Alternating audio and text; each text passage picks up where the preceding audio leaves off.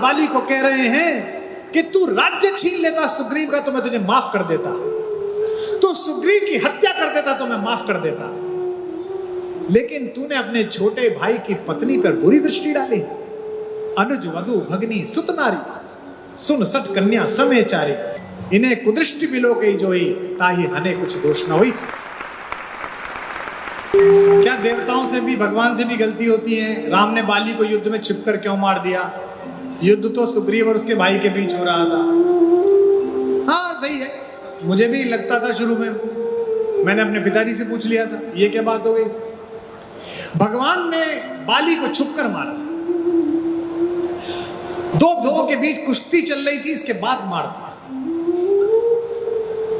लेकिन अगर मानस ठीक से पढ़ो तो बाली ने भी यही सवाल भगवान से पूछा जो तुमने मुझसे पूछा है।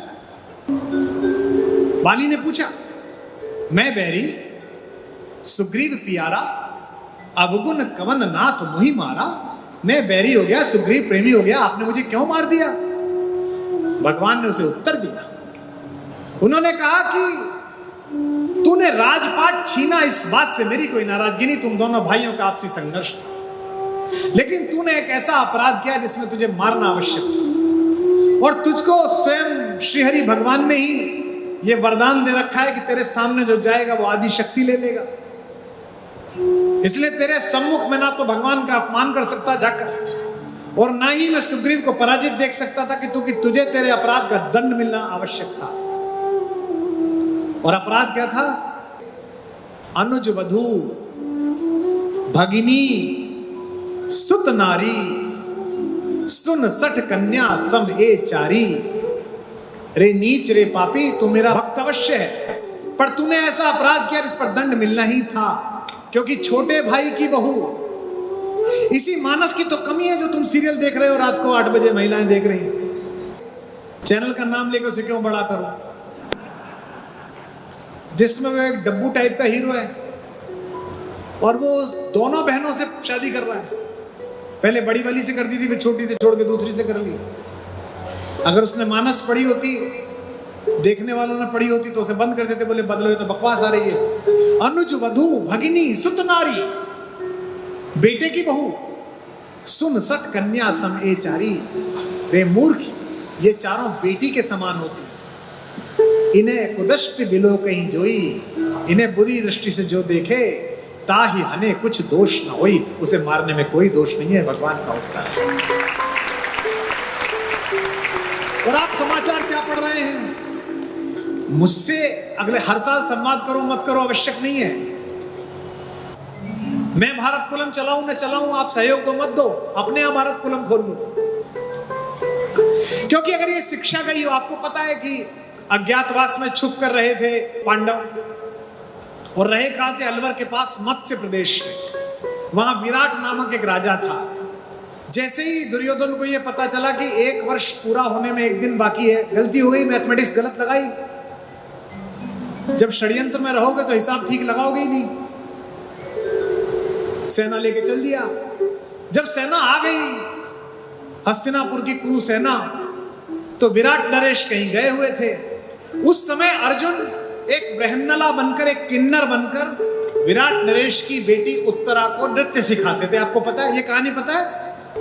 उनका एक लड़का था, उसका नाम था उत्तर। लड़के का नाम उत्तर, लड़की का नाम उत्तरा। उत्तर जो था वो थोड़ा सा इंस्टाजीवी था।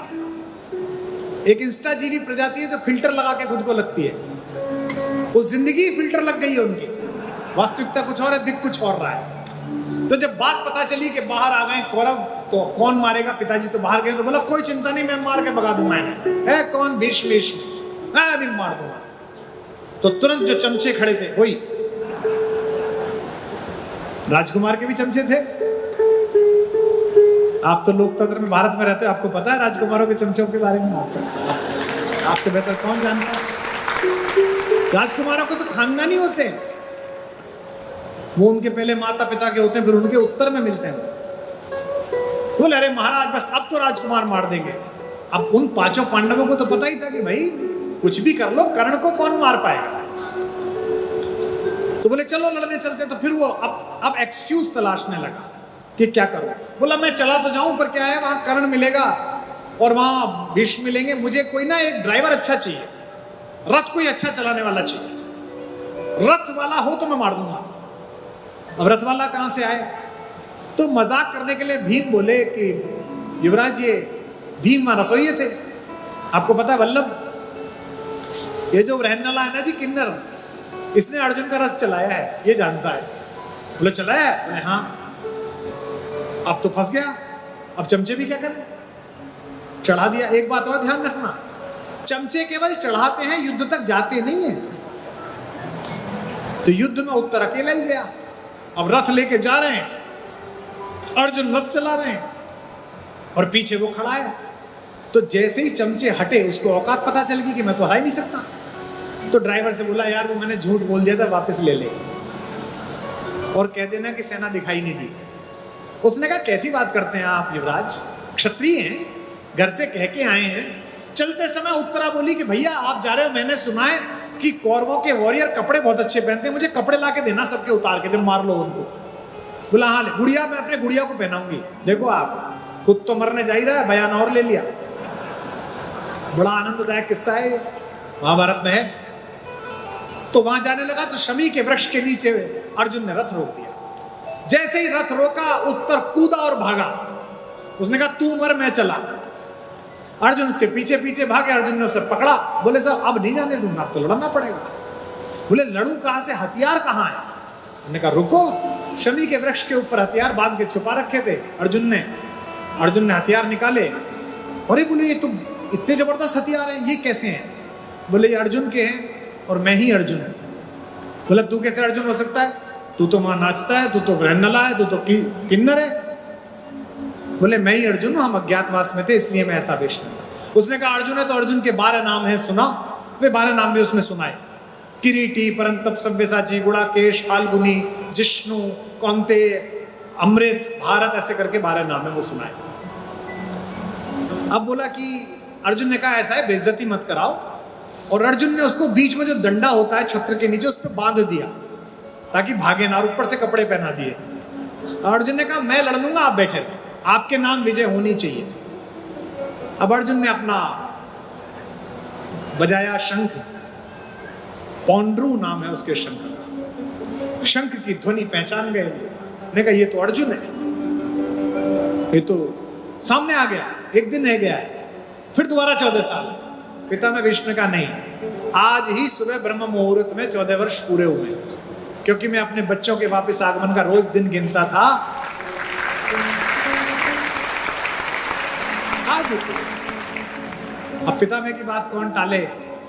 अर्जुन ने पहले 2 बाण छोड़े, एक द्रोणाचार्य के चरणों में आके लगा और एक पिता में भीष्म के चरणों में आके लगा। किस्सा यह है कि अर्जुन ने सबको मूर्छित कर दिया, पराजित तो नहीं करना चाहता था, क्योंकि पराजित करके वो अपमान नहीं करना चाहता था। चलते समय उत्तर ने कहा कि मुझे कपड़े ले जाने अपनी बहन के लिए, गुड़ियाओं के लिए। उसने कहा सबके उतार ले, 2 के कपड़े छूना मत, एक मेरे काका पिता में भीष्म के और एक मेरे गुरु द्रोणाचार्य के, बाकी सबके कपड़े ले जाए। किसी का दुपट्टा ले लिया गया, किसी का और कपड़ा अंगरखा ले लिया गया, चले गए। जो मैं बताना चाहता हूं वो कि अगर ये प्रतीक नहीं समझे तो कितनी हानि होगी। जब पहुंचे तो फिर चमचे फिर इकट्ठे हो गए। अब तो शपथ ग्रहण का समय आ गया, अब तो चमचे चाहिए। महाराज की जय हो, युवराज ने कमाल कर दिया। अब वो संकोच में बोले नहीं, लेकिन बात खुल गई कि ये तो पांडव है। इस बीच विराट नरेश लौट आए, और विराट नरेश को जब ये पता चली तो विराट नरेश कांपने लगे।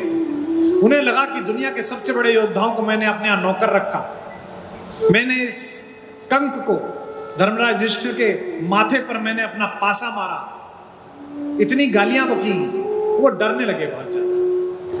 ये ऐसे है जैसे चौराहे पर अवैध वसूली कर रहे किसी सिपाही को अचानक सिविल वर्दी में डायरेक्टर जनरल पुलिस महाराष्ट्र मिल जाए और वो उनसे भी वसूली कर ले, और बाद में कप्तान साहब बताएं कि साहब भैया तो मेरे भी बॉस है भाई, तो जो उसकी हालत होगी गार्ड की, वो हालत विराट नरेश की हो गई। ये संस्कार अगर पढ़ा होता तो ये समाचार ना आते कि शिष्या गुरुजी के साथ भाग गई, छात्रा को लेके भाग गए गुरुजी फला जगह, ये समाचार ना आते। इसीलिए भारत कुलम की आवश्यकता है। डरकर प्रेम से भरे हुए विराट नरेश ने कहा कि मैं आपको क्या दूं, आप मेरा राज्य रख लीजिए। युधिष्ठिर ने कहा नहीं, जिसने आश्रय दिया हो, जिसने संकट के समय रोटी खिलाई हो, उसके राज्य पर कब्जा करना अधर्म है। हम एक जमीन का एक टुकड़ा भी आपसे नहीं ले सकते। ये युधिष्ठिर का चरित्र है। अब अगला चरित्र सुनिए। बोला अच्छा, मुझे फिर चारों तरफ देखा, बोला मुझे ना इस राज्य से भी ज्यादा प्रिय, अपनी पत्नी से भी ज्यादा प्रिय, अपने बेटे से ज्यादा प्रिय मुझे अपनी बिटिया है उत्तरा। ये उत्तरा मैं अर्जुन को देता हूं, अर्जुन इससे शादी कर ले। अर्जुन ने कहा महाराज, जन्म दो तरह का होता है, एक शरीर का और एक ज्ञान का। मैंने इस लड़की को नृत्य सिखाया, इसे ज्ञान का जन्म दिया है, इस नाते मैं इसका पिता हो गया, मैं इससे शादी कैसे कर सकता हूं?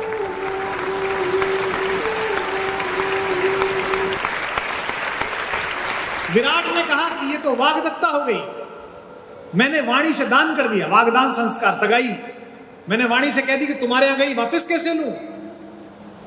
तब धर्मराज युधिष्ठिर ने मार्ग निकाला कि पुत्र वधू भी बेटी के समान होती है।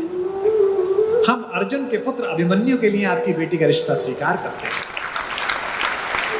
यही बात भगवान बाली को कह रहे हैं कि तू राज्य छीन लेता सुग्रीव का तो मैं तुझे माफ कर देता, तो सुग्रीव की हत्या कर देता तो मैं माफ कर देता, लेकिन तूने अपने छोटे भाई की पत्नी पर बुरी दृष्टि डाली। अनुज वधु भगनी सुत नारी, सुन सठ कन्या समेचारी, इन्हें कुदृष्टि बिलो गई जोई, ताही हने कुछ दोष न हुई। मैं आशा करता हूं जिसने प्रश्न पूछा था उसको उत्तर मिल गया होगा, आपको भी उत्तर मिल गया।